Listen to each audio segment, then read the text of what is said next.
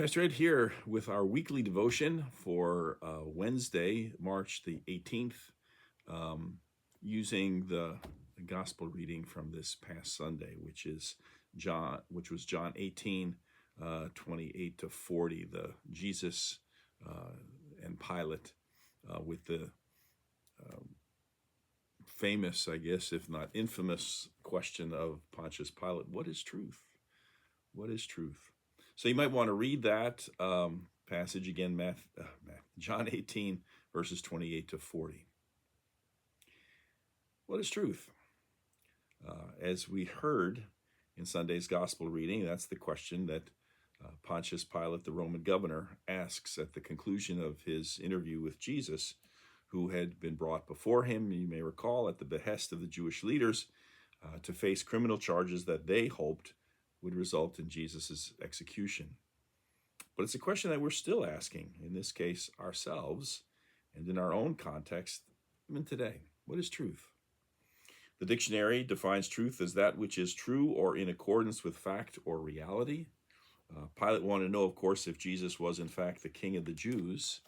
However, truth in this particular instance wasn't necessarily clear to Pilate, despite what Jesus' enemies were alleging, just as truth is so often elusive to us in our own time as well. For us, that's because we live in a time of so-called alternate facts, don't we? Not to mention frequent references to fake news or allegations of so-called spinning the truth. I'm reminded here of a woman who was once writing a family history. She was having a rather hard time summarizing the lives of these two uncles who had been the black sheep of the family, one of whom was electrocuted for murder, the other who had been hung as a horse thief. Well, in the end, she found a delicate but clever way to spin the truth regarding both of them. For the uncle who was electrocuted, she wrote, he occupied the chair of applied electricity at a large state institution. And for the one hung as a horse thief, she wrote, he died at a public ceremony when the platform he was standing on gave away. Not completely false, mind you, but definitely not the truth, at least not the full truth either. Again, in our own time, some allege that currently we are even living in a post-truth era. That term, post-truth, refers apparently to an environment in which facts are either viewed as being irrelevant or at least less important than someone's personal beliefs and opinions, and where emotional appeals are often used to influence public opinion. And this has increasingly become our reality over the past few years, especially in politics, unfortunately. I remember the very first time it occurred to me that personal beliefs and opinions were becoming even more important than verifiable truth and actual facts. A former congressman was being interviewed during the 2016 presidential campaign, and when he asserted some things that were obviously not true, and the interviewer called him on it, reminding him of the actual facts in question, he nevertheless responded without batting an eye, but I don't think that many voters feel that way.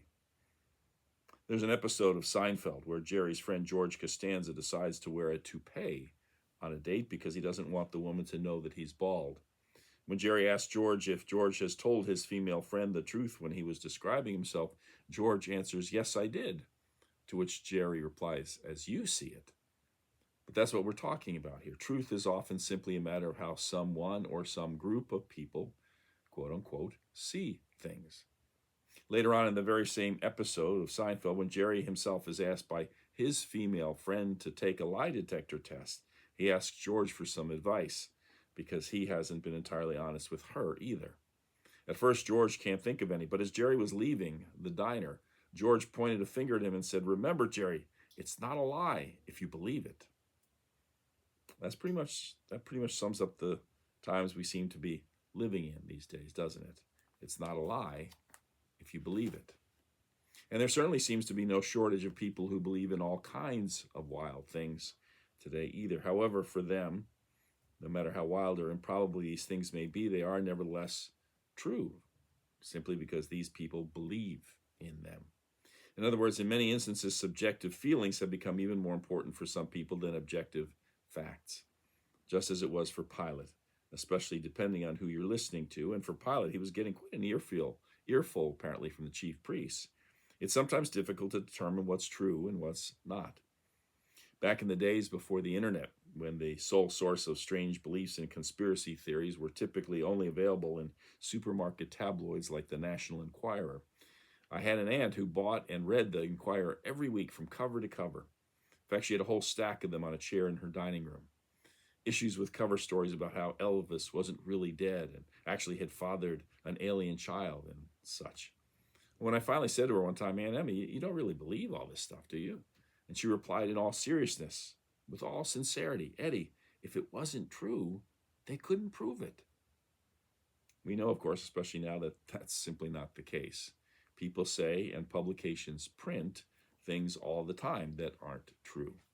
In fact, someone has compared our current situation to a real-life game of Simon Says, where Simon, whoever Simon is for them, says something, and then certain people will automatically do or believe whatever it is that Simon says.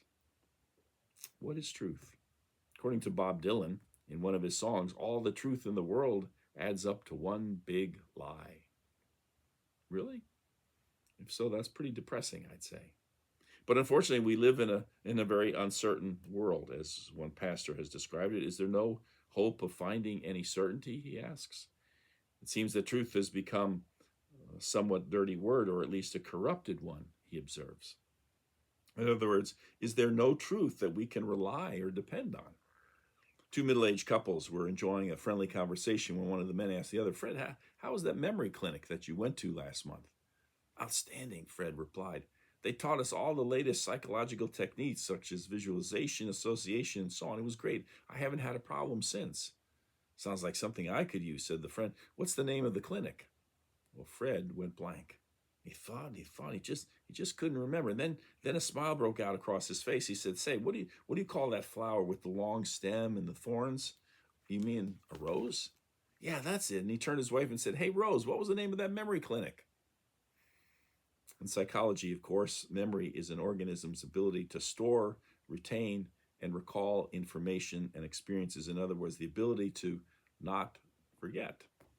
Well, in Sunday's sermon, I talked about how the Greek word aletheia can mean to disclose something that was hidden. In other words, to reveal. However, this very same word can also mean apparently to not forget. Apparently, there's some difference of opinion on the word's makeup and derivation.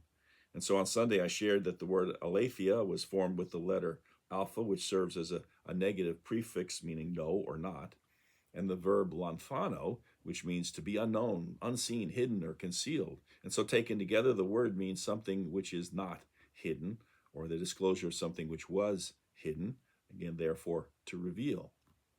But other sources, however, contend that the word is derived, once again, from the Greek prefix meaning not, but in this case taken together with the word lethe instead, which means forgetfulness or concealment. In this case, and if this is accurate, truth in the Bible doesn't refer to either feelings or facts. It simply instead refers to or means to not forget.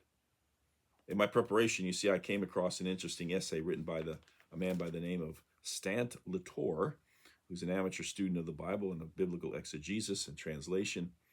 And what he points out is this: in Latin, he writes, and all the languages that are heavily influenced by Latin, including our own, truth is a noun. But this is not possible in Koine Greek, he argues. In the Koine Greek of the New Testament, truth is an activity, not a noun. Moreover, the word truth is basically a substitution, he asserts, because we don't really have actually a word in English that means the same thing as the Greek word aletheia, which is partly the reason for the confusion that between what I talked about on Sunday and what I'm talking about today. Aletheia can also mean unforgetting. Not just remembering, he argues, because there's actually another word that means to remember, but unforgetting, to put another way, not letting go. Implied in this, the word, he says, and in its root, is the idea that we are naturally in lethe, that is, forgetting. In Greek mythology, you see, Lethe was the river that the dead drank from in order to forget their lives and pasts and all that mattered to them so that they could cross the river and dwell in the underworld. So therefore, the New Testament writers, he argues, were telling the Greek-speaking readers that, figuratively speaking, they've drunk from the Lethe and are at risk of forgetting their relationships and their past and what's been done for them and the promises made for them in the present and for their future. And therefore the word aletheia, or unforgetting, means unlethying your heart, says Latour. In a sense, he argues it means resurrecting your heart day by day, hour by hour, from the underworld of forgetfulness. And so, for example, and where this fits in with today's gospel, when in the Gospel of John, Jesus says, I am aletheia, he's actually saying, I am the unforgetting. In other words, he is describing himself as the embodied unforgetting of God's promises, the daily living out of the promised reunion between God and humanity, and of the promised reunion between human beings as well. Again, in Greek, truth or unforgetting isn't really a noun or a thing. It isn't a statement or a belief. Rather, it's an ongoing action, a verb, wearing noun's clothing, as Latour puts it in his essay. Therefore, in the Greek New Testament, rather than believe in the truth, you strive all the time instead to unforget promises and to hold dear and to trust in the one who gave you those promises. The problem, however, is that our translations of the Bible have been profoundly influenced by Latin, he argues, and the Vulgate, the Latin translation of the Bible, which was largely the work of St. Jerome, translates aletheia as veritas, or something verified or confirmed. And so this replaced the Greek idea of aletheia, or unforgetting, with the idea of verifiable fact. In fact, as Latour argues, that's why in our culture we still confuse truth with fact.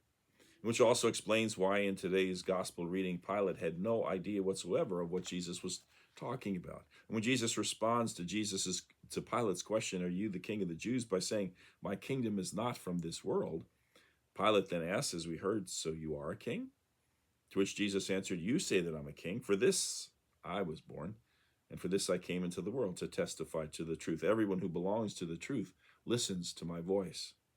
Or to put it another way, and much closer to this other meaning in Greek that we've been exploring today, for this I was born, and for this reason I came into the world, to testify to the unforgetting. Everyone who belongs to the unforgetting listens to my voice. You see, if this explanation of the word's origin is accurate, it's all about not forgetting what God has done and continues to do for us, especially in Jesus Christ. Indeed, that's precisely why Jesus came into the world, one could argue, so that we would not forget. And notice that Jesus says the truth here, and not just any old truth. And then he adds, everyone who belongs to the truth listens to my voice. Again, notice that it's the truth, something definite, not vague. But as Latour points out in his essay, Pilate merely responds, what is truth? And not what is the truth. Because his cultural and linguistic vocabulary, says Latour, leaves him ill-equipped to truly understand or get it. Because truth is not about facts, but about a relationship, he says. Truth is not about just believing, but about not forgetting. Moreover, as Latour further points out, when the writer of 2 Timothy, for instance, wrote, hold fast to the truth, in Greek he was not saying to hold fast to some mental opinion or a belief that you have in your head. In Greek, he was saying, keep unforgetting the promise. Or as Latour would paraphrase it, keep unforgetting who loves you and how much he loves you.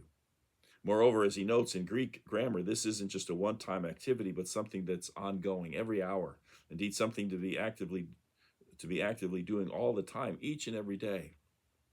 What is truth? You see, that's really the wrong question. The correct question is, what is the truth?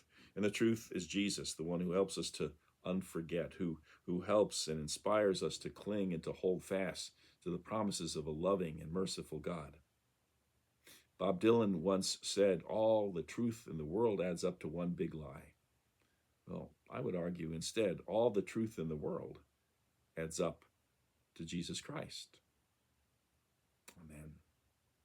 Have a great day. Have a great week. See you on Sunday. Until then, take care. Bye-bye.